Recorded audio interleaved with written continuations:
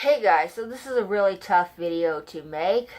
I was debating if I should make it or not, but I decided I better go and make this video. So, for the better half of my life, I've been dealing with mental illness.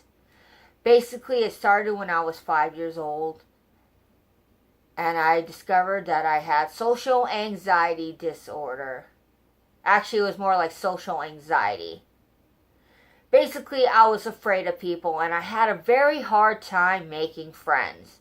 So anytime in school we had a group project, I would get really scared about doing group projects because I didn't want to talk with people.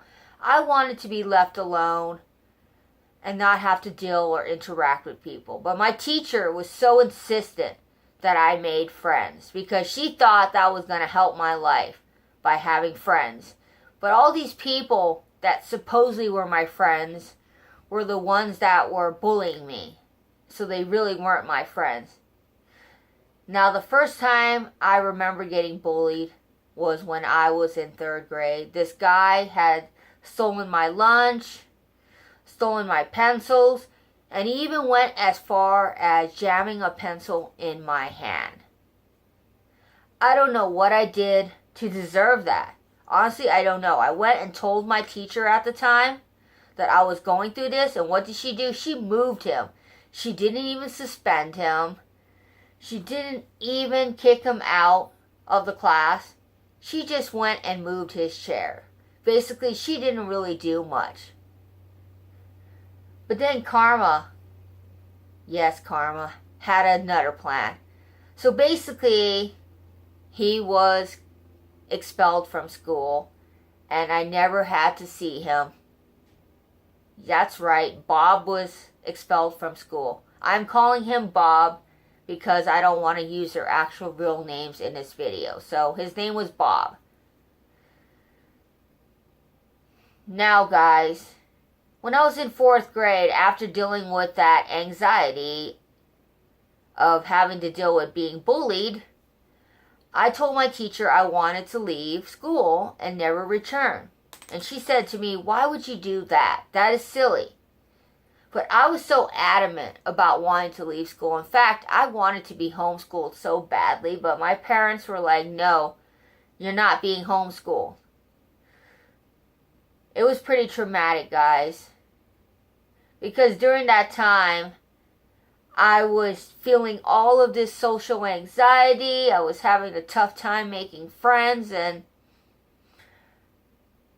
I just couldn't relate to people my age. I was hanging around with people that were way older than me. Basically, people in their 30s and 40s and 50s.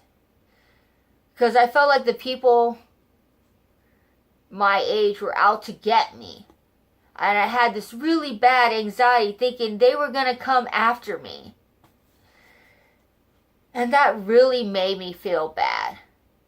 And then when I got into high school, I had met this friend in 10th grade. She was my first ever friend. And she's the friend that I remember vividly because we were friends for 16 years and she put me through so much. Basically, she threatened to kill me. She threatened to beat me up. She threatened all these things on me. And one time when we were at the bus, she went and screamed at this guy telling him to go and blank me because I'm easy. That's right. I was so mortified. And I didn't talk to her for a year. And then finally I decided I was going to go and talk to her. And that was my mistake. Because that is when she started threatening me and started wanting to kill me. And finally I said I had enough. I got rid of her. And I'm glad I did. But then, 2 years after I stopped talking to her, I found out from one of her friends that she is schizophrenic. And that she's on medication. And if she doesn't take her medication, she goes off the rails. So that explains why she did all those things to me. Because she has these random outbursts. And I don't know when these random outbursts are going to happen. I just know that she has these random outbursts. And in turn, that made me really anxiety ridden, and that made me even more depressed. Now guys, I was diagnosed with the anxiety and the depression before I found out that my friend was schizophrenic. I was diagnosed when I was 25, I think, or 24, and I took a slew of medications. I took Zoloft, I took lorazepam, I even took some sleeping meds to try and ease all the problems that I was having. Now guys, living with mental illness is not easy. People think it's easy, that you just take some medication and it's done with. It is a struggle, guys. A big struggle, because I'm trying to put on this happy face for people and tell people that I am happy. But deep down inside, I worry a lot and I have mild depression. It is not as bad as it used to be. My depression happens every once in a while. Thankfully, I have gotten my depression slightly under control, but my anxiety, I'm going to always worry about things. Like right now, I am worried about all this stuff I have in my room. I got piles and piles of things in my room. It's because I'm a hoarder as well. I started hoarding stuff, and the hoarding got really bad, that I couldn't control myself, and now I have piles of things in my room. And seriously, it is driving me crazy, having all of these things in my room, and that's why I've been spring cleaning in my room. And lastly, I think I might have Asperger's syndrome as well. But having all these things doesn't define me. Because you know what? Having these things make me realize that I am a person who deserves to be loved by people, who deserves to have friends. And the reason why I made this video is because I want you to know that you can live with mental illness and still lead a normal life. It doesn't define you.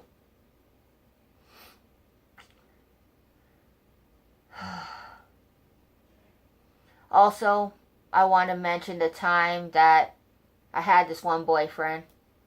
We'll call him Bobby. So basically, Bobby was someone that I was with for 2.5 years. He was very prone to getting angry easy, and he had control issues. So basically, I started dating Bobby when I was 18 years old. And we dated until maybe sophomore or freshman year of college. I finally decided that it was time that I took care of myself, because Bobby wanted to get married. And I wasn't quite there in my life. I wanted to go and explore things. I wanted to do things with my life. I didn't want to get married at 18. And he was not too happy about that, I don't think. Because I just went and rejected him. But finally, after 2.5 years of putting up with him, I decided it was time to break up with him. And I did. And sometimes I think to myself, was that the right move to do? Should I have broken up with him? And then I realized it was the right thing to do, because I wouldn't have done all of these things that I have done in my life. I wouldn't have found the amazing boyfriend that I found. None of these things would have happened if I would have stayed with that one guy. And I am glad that I finally got rid of that baggage, as well as that one friend that threatened me. So yes, I live with my mental illness, but I also know that there is always a light at the end of the rainbow. At the end of the tunnel, and I'm going to find it, and everything's going to be good, and that I can manage this mental illness of mine. So thanks for watching this video. This was a hard one to film, but I appreciate all of you guys in the vinyl community. You all are wonderful people, and I just want to say thank you for all the subscribers that I have gotten. I have almost 300 subscribers to my YouTube channel. Sorry this video was kind of a bit of a mess because my anxiety was getting the best of me when I was filming this video. So I might have, got a little anxiety while filming this video, but I'm just glad to get it out, and I'm glad to have it here because I needed to document this just to feel happy about myself. And plus, just want to let you know I am going to see someone. I am seeing a counselor once a month. Everything is going to get better for me. And I just also want to say thank you to Vinyl Victims Niece 86 for all the nice messages you have sent me over Facebook. You have been really helpful and wonderful to me, and I appreciate your friendship. Love you, girl. Bye, guys. Peace.